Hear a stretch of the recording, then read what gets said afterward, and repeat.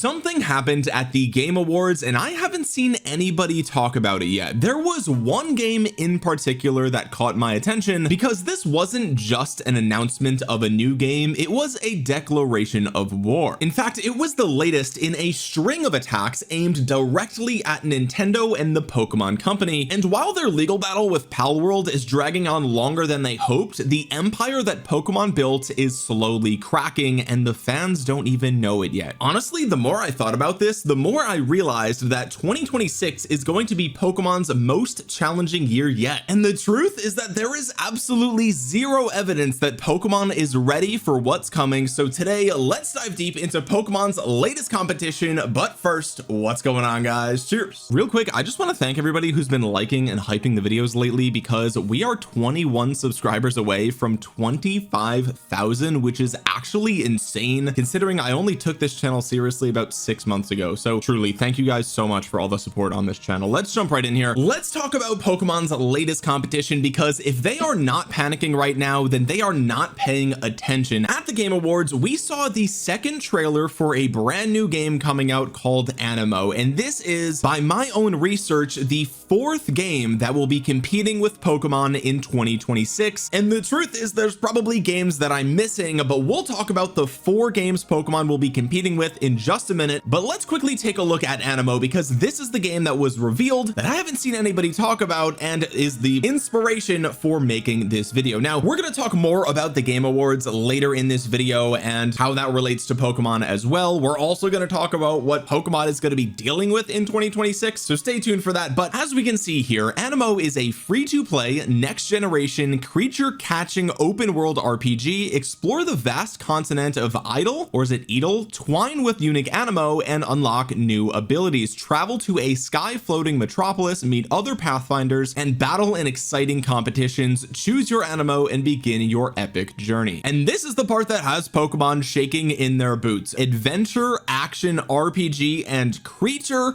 collector. You know that this has Pokemon panicking because they have tried every legal strategy possible to patent as many game mechanics from Pokemon as they legally can in every country in the world to prevent anybody from competing with them. And here we've got the 4th game coming out in 2026 that is directly competing with Pokemon. Now, whether this game looks good or not, we're going to talk about that in just a second, but I just find it funny that all of Pokemon's legal efforts are backfiring. They have tried time and time again. Oh, we're gonna patent the Pokeball. Oh, we're gonna patent riding mechanics. Oh, we're gonna patent this, we're gonna patent that. And all that's done is piss more of us off, us gamers who actually like creature catching games and who just want good competition for Pokemon. It's pissed everybody off. And not only that, but Palworld coming out and being so successful proved to all of these gaming companies that you can release a game that directly competes with Pokemon, and if it's good, it will be worth it. Even if they try to take you to court, even if it only takes a percentage of Pokemon's player base, this is now a genre that is open for contesting, which previously Pokemon never thought would be possible. So let's take a look at Aniimo here. Okay, out of the gate, before we get into anything, if we look at these short videos really quick, before we even scratch the surface, just look at these videos very briefly. There has never been a Pokemon game that looks even remotely close to as good as this. So out of the gate, before we even do any research at all, this game has already absolutely dominated Pokemon in one area that they will never compete in. I truly do not think we will ever see a Pokemon game that looks like this until Pokemon has more competition like this. So right out of the gate, this game has already achieved one thing that Pokemon has never achieved, and that is graphics that actually look good. How embarrassing for Pokemon to have a free-to-play game announced at the Game Awards that just looks infinitely better than any Pokemon game ever. It's not even close, by the way. Like, even the die-hard Pokemon fanboys can't even bring themselves to defend this point, because no matter how much copium they're sucking down, they just know the truth. The truth is, graphically, this game puts Pokemon to shame. Now let's actually watch this reveal trailer that they showed over at the Game Awards, and what you'll notice here is that a couple of things, right? Because I don't want to just glaze this game throughout this video, because truthfully, there are lots of concerns that I have for Aniimo, right? Some of the designs for these, I guess these are Aniimo, some of them are cool, right? I actually like some of these designs. Other designs, however, I find are very questionable. I feel like it just feels generic, it feels boring, it feels whatever, right? But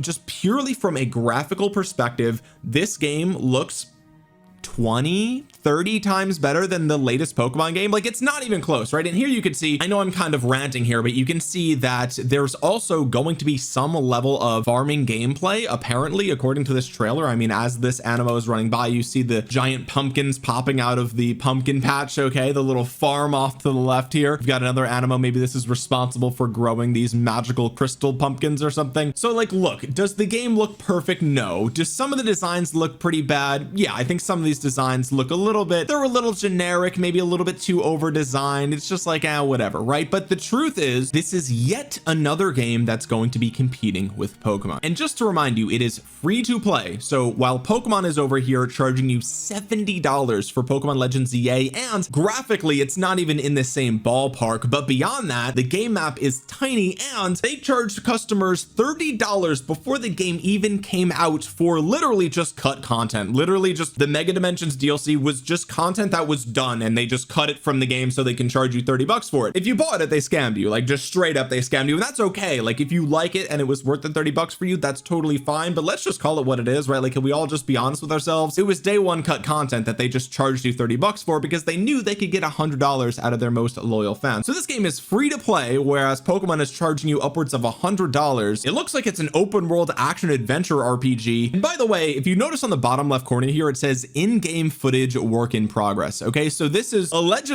actually in-game footage. Now, I have no idea. I'm not involved with game design or development or anything like that, so maybe there's a loophole here where they can technically say that's true, but it's actually like pre-rendered, whatever. I don't actually know. Okay, it's always a little sketchy when they say that, but there's no actual HUD, there's no heads-up display, there's no user interface, right? Like, is it really in-game footage if you can't see that stuff? But I digress. Now, if we look closer at the Steam page, there's a couple of details here that I want to point out. Okay, first of all, they mention right up top here that you will be called a pathfinder and you can twine with unique Aniimo. So what this means is, if we take a look at some of these little clips here, you'll notice that the user interface is shockingly similar to Genshin Impact or to Honkai Star Rail or one of the other Hoyoverse games. You'll see that you've got 4 different Aniimo off on the right hand side here that is consistent in lots of these little videos, and you'll see that there's a couple of different like skills or attacks in the bottom right hand corner here. Okay, and what you'll notice is that you can play as the pathfinder, right? But you can twine with your Aniimo to kind of like, I guess, merge or fuse with them, or sort of like take over their body or whatever. I don't actually know the lore here, okay? But basically you can play as your Aniimo. That's basically what it is. Just like in Genshin, how you can play as the regular traveler, or you can play as Hu Tao, same sort of thing here. You just play as your Aniimo. So not only is this an open world adventure RPG, but you actually get to play as the monsters, which is not something that you can say for any Pokemon game that I can remember, unless you're talking about like the Mystery Dungeon series or something like that. Now, just to be clear, I am not sponsored by this game. I do not care what you do with your time. If you think this sucks, then that's fine. I don't care. But you can sign up for the closed beta right now. But one thing that I do want to point out here on their website, this is the official website, you'll notice that at the very bottom it says this is copyrighted by King's Glory Singapore. I dug a little bit deeper to figure out, okay, what is King's Glory? This is their website, and you'll see here that it's a new publishing label established by Fun Plus. Okay, so then I was like, all right, well, what's Fun Plus? So we take a look at the Wikipedia here. The company has developed the following mobile games: State of Survival, King of Avalon, Guns of Glory, Stormshot, Misty Continent, Foundation Galactic Frontier, Tiles Survive, Sea of Conquest, and DC Dark Legion. Okay, they've been around since 2010. Now, as you guys know, I do have a bit of a background in mobile games. I've heard of many of these. I've heard of State of Survival, King of Avalon, Guns of Glory, I've heard of Misty Continent, and I've heard of Sea of Conquest. Okay, those are all very successful mobile games, by the way. So with that being said, we know that it's developed by a company that is heavily invested in mobile games, and the user interface is shockingly similar to Honkai Star Rail. So will this game be pay to win? Maybe, right? I think the monetization strategy here, if it's free to play, is probably going to be something that is very familiar to you guys. So that might turn a lot of you off. Some people might think that's fine, right? Again, the fact that it's free to play, what I usually do is I download these games for free. I get maybe 5, 10, 15 hours out of it. I think it's fun, and then I just quit. Meanwhile, people are spending $100 $100 for Pokemon and they're getting like what, 20 hours out of it, 25 hours out of it. I don't know. I'll take 10 or 15 fun hours for free compared to 20 to 25 fun hours out of Pokemon for $100. You kidding me? Even 70? No way. Okay, so now that we know what Aniimo is, it's very clear that this is a direct competitor to Pokemon. The gameplay is a little bit different. It's not turn-based, but it's an open world, free-to-play creature collector game with farming elements. There's clearly an overlap between the type of people that would enjoy this game and the type of people that would enjoy Pokemon. Like I said before, this is just one of 4 games directly aimed at attacking Nintendo and the Pokemon company. On the channel, we've already talked about Palfarm. This is the game that is coming out probably in 2026 that is a direct competitor to Pokemon's upcoming game, Pokemon Pokopia. You know, the game where you play as a Ditto who turns into a little girl and then you're like, it's a Minecraft Animal Crossing ripoff basically. Okay, that's pretty much what it is. Palfarm is going to be releasing in that exact same genre. It's an indie simulation creature collector life sim multiplayer game, and I've already covered this game on the channel before, but the game, just watch the trailer. It looks 10 times better than Pokemon Pokopia. It's not even close, right? It's not even close if we're being honest. Another game that I showed off here on the channel that a lot of people got really excited at. Actually, there were tons of people in the comments of that video asking me what the name of the game was that I was showing off, and that's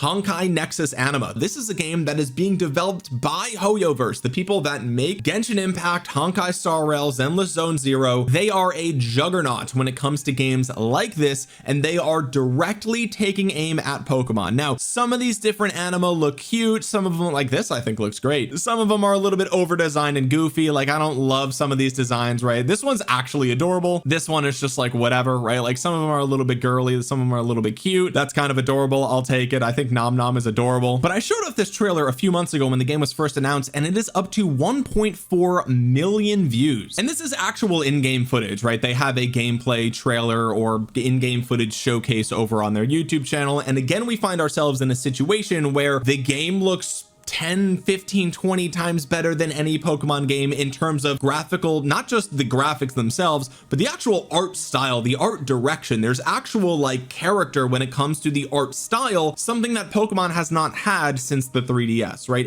Actually, that's not true. Let's Go Pikachu and Eevee actually had a really nice art style, but ever since Sword and Shield, and definitely with Scarlet and Violet and Legends EA, the art style is horrible because it's just generic 3D assets. It's just generic. There's nothing unique about the art style of the latest Pokemon games, right? Okay, so that's the third competitor, and then the fourth one we have is Elestrals Awakened. Now, this game was actually put on my radar, and I might do an entire video about this, but this is the most funded game of 2025 over on Kickstarter. They raised $1.5 million, and this game takes more of the 2D HD approach that we see with games like Dragon Quest. And Elestrals is actually a project from another YouTuber who goes by the name of A-Drive. You guys have probably seen some of his content. I used to watch his content back in the day. So this is not some like mobile free-to-play game developer or anything like that. Like, this is actually somebody who is passionate about the franchise, loves Pokemon, and wants to basically release something with their own spin on it, right? Now, this game is not coming out in 2026, but the alpha does seem to be launching in 2026 as far as their timeline is concerned, right? Fall of 2026, elite casters and above will be getting access to the alpha of this game. So you know hype is definitely going to start picking up later next year, and then the beta in summer of 2027. Okay, so there we have 4 games that are directly competing with Pokemon in 2026, and here's why that's a big deal. Okay, because even if some of these games aren't for you, even if you think that they don't look great, and that's fine. Again, I have no agenda here. I don't care if you like them or not like them. I'm not trying to convince you. I'm just pointing out things that I think. These games do some things objectively that are much better than anything from a recent Pokemon game. Whether the games are actually good or not, I have no idea, right? I haven't played them, right? But even if each of these games only takes 2% of Pokemon's player base or sales, Pokemon Scarlet and Violet sold 27 million copies. So 8% of 27 million is over 2 million copies axed from Pokemon's bottom line. Now, look, some people are going to play these games and play Pokemon, and they'll play both, right? I'm not delusional. I know that's how these things work, especially the free-to-play ones. You might just try them and then play them till Pokemon comes out. I know that, right? But my point is that the effect these games will have on Pokemon Pokemon is not nothing, especially if these games are actually good and look like modern games, something that Pokemon has just been unable to do. There will be some people that try out some of these games and not look back. You know it, I know it, everybody knows it, especially after seeing all of the backlash for Pokemon Legends ZA that was, by the way, 100% warranted. Like, even people that like Pokemon Legends ZA have conceded that there's a lot wrong with the game, right? Everybody knows it. Let's not be intellectually dishonest here, okay? All it takes is 2 seconds of just looking at the game and you can immediately identify problems with it. So now let's discuss what Pokemon's strategy will have to be in 2026, okay? Because we know through leaks that the next mainline game is probably going to come out in fall or winter of 2026. So let's just say that's 10 months away. All right, so 10 months from now we will have a new mainline Pokemon game. And how many Switch 2s do you think will be out in the wild, right? I think if we're being generous, let's say it's 30 million. Okay, let's say by October of 2026 there are 30 million customers with Switch 2s in their hands, not on the shelves, but actually in the hands of customers who've actually paid money for a Switch 2 and they are playing it. Okay, well, remember what I said earlier, Pokemon Scarlet and Violet are some of the best selling Pokemon games ever, and unfortunately I think that those games actually burned a lot of people, right? Like myself included. I bought those games and found them to be horrible, the worst in the franchise, so much so that I didn't even try Legends ZA, and I'm glad that I didn't, because the game, I mean, we don't have to talk about that. I've made my opinion on that game very clear, but let's just think about this for a second. If the next mainline Pokemon game is a Switch 2 exclusive, which I suspect that is Nintendo's plan, then they will have an install base of 30 million units, right? All the Pokemon fanboys already will have bought a Switch by that point because they bought Legends ZA, and this game will probably push even more sales. It's a Pokemon game, of course, right? We all know that. But remember, Scarlet and Violet, being one of the best selling Pokemon games ever, sits at around 27 million units, right? So by that point, 10 months from now, we will need every Switch 2 owner to buy Pokemon in order to beat Scarlet and Violet's record. Yeah, I'm sorry, I just don't think that's possible. Like, realistically, I don't think that you could logically arrive at that conclusion and say, yes, every Switch 2 owner will be buying the next Pokemon game. There's just no data to suggest that. Even with as popular as Pokemon is, it doesn't have a 100% attach rate a year and a half into the console's life cycle. It's just not going to happen. Okay, so then what's the other strategy, right? Well, okay, maybe the next mainline games release for the Switch 1 and the Switch 2, just like we did with Legends ZA. Okay, well, if they do that, then that means that they have to build the game from the ground up with the Switch 1 hardware in mind, which by next year will be 9 years old. And by the way, Switch 1 hardware was outdated when it came out. Okay, so it's over a decade old hardware. The game will be a disaster. It will be just like Scarlet and Violet. It will be just like Legends ZA, that it will either be a massive empty world like Scarlet and Violet, or a super tiny little map that just looks like garbage. And even if they do that, the game is going to sell well, but it will continue to sustain brand damage every single time they do it, especially with the 4 games we just talked about releasing as competition. And that's not even to talk about Palworld and the fact that Palworld's official launch apparently is next year, like version 1.0. If you guys didn't know, Palworld's been like in beta since it came out. So if they build it for the Switch 1 to farm the Switch 1 fan base, then the game's going to be garbage. There's just no way that they can get around that. It's going to be horrible. And if they release it only for the Switch 2, they're going to have maybe 30, 35, at most 40 million units out in the wild in the hands of customers. And again, that's me being very generous there. The math on that attach rate, just it's not making sense. Maybe I'm wrong. Maybe we'll see an 80-90% attach rate for the Switch 2 in Pokemon, right? Maybe, but I just don't think so. So no matter how you cut it, like with all of this competition coming out in 2026, and they're kind of damned if they do, damned if they don't, right? The Switch 1 strategy is horrible. The game's going to come out like trash. It's going to be hot dookie. And if they just go the Switch 2 route, they're going to have a smaller install base. Then it would almost be doomed to sell worse than Scarlet and Violet unless we saw something we've never seen before. So when you really zoom out and look at the bigger picture for Pokemon in 2026, it looks like it is easily going to be their most challenging year ever. And that's, again, not even talking about the fact that their legal dispute with Palworld is still going on. What if they lose that on top of everything? And before anybody even comments, right, like Pokemon next year is going to sell tremendously well. No no one thinks that it won't. Obviously it's going to sell well by industry standards, but by Pokemon standards, the crack in their empire started in 2022, has become clear in 2025, and will be obvious going into 2026 in my opinion. Now earlier I said we were going to talk about the Game Awards, and there are a couple of things that I want to touch on here. Okay, staying on the Pokemon topic, Pokemon Legends EA was not nominated for anything. Nobody thought it should be nominated for anything. It was not considered for anything, and nobody was even mad. Even the people that loved Legends EA weren't mad about this because they knew that it did not, I mean, it could not compete in any category. There's just no way. I haven't seen a single reasonable person make any sort of logical argument as to why Legends EA should be nominated for anything, because people will say, oh, the game is so good, the game is so good, and then silence when Game Awards come around because they just know. People like me were right. The game doesn't deserve any awards. It's actually not very good. Now when it comes to Nintendo, they did actually win 2 awards. Mario Kart World won Best Racing Game, and Donkey Kong Bonanza won the Best Family Game, and I think neither of these awards are very surprising. I played Donkey Kong Bonanza. I thought the game was great, and especially if you have kids and you want to play with, like, they're playing as Pauline or something like that, I mean it just works, right? It just works. And it's also kind of like a, in some weird way, it's like a father-daughter relationship type of thing here, right? Like the big man protects his daughter, right? Like I think if you grew up with Donkey Kong and now you have kids and you have daughter, like it's cute, right? I get it. No surprise here. Donkey Kong Bonanza, great game. I think it deserves to win here. Mario Kart World winning Best Racer was a little bit of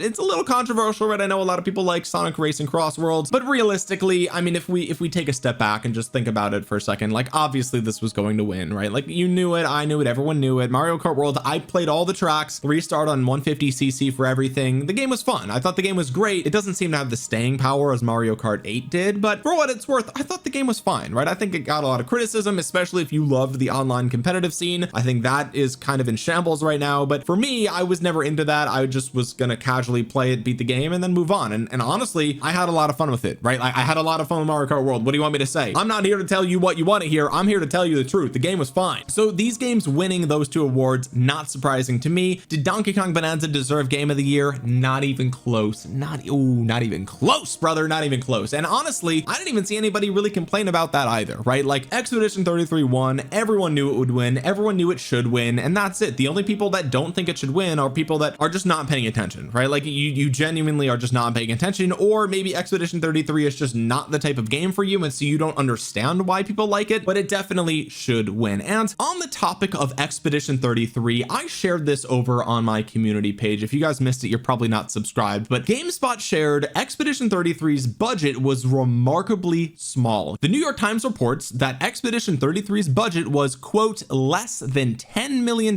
crediting the information to developer Sandfall. The report added that the team, quote, conserved resources by purposefully avoiding an open world setup in favor of making Expedition 33 a turn-based game. And let me just remind you of some of the budgets for the more recent Pokemon games. We had budgets of 16 million for Sword and Shield, 14 million for Legends Arceus, 22 million for Scarlet and Violet, and the rumor was that it was 13 million budget for Legends ZA. Okay, so we've got Expedition 33 here, which not only did it win Game of the Year, it had the most nominations for any game ever at the Game Awards. It was cheaper to make than any of Pokemon's recent releases, and on top of all of that, the game itself is cheaper than a Pokemon game. You can get Expedition 33 for like 40 bucks right now, whereas Legends EA is 60 for the Switch, 70 for Switch 2 with $30 DLC. And guess how much the DLC is for Expedition 33? Oh, surprise, it's $0. They had a little free patch that came out after they won the Game of the Year award as just a thank you to the players, for free, just no extra money. Expedition 33 just absolutely stomped Pokemon at their own game. This is a turn-based game with a small budget and a small development team. All of those things are true for Pokemon as well. Game Freak is a small development team. They have tiny budgets. Most of the games are turn-based, and yet when you watch the gameplay of both of these games side by side, you quickly realize